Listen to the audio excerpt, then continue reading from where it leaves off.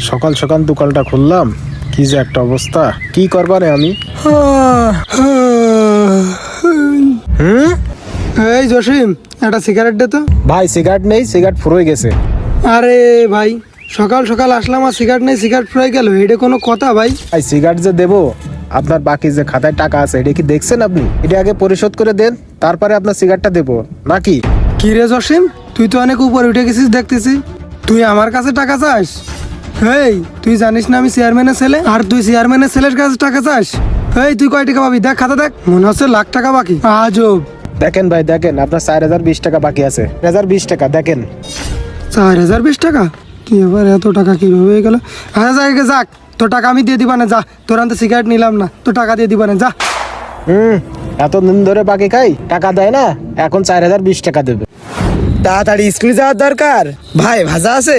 এক প্যাকেট ভাজা দেন দিনি ভাই, মোটা ভাজা না কিন্তু, বেবি সুইট ভাজা দেন, তাড়াতাড়ি দেন।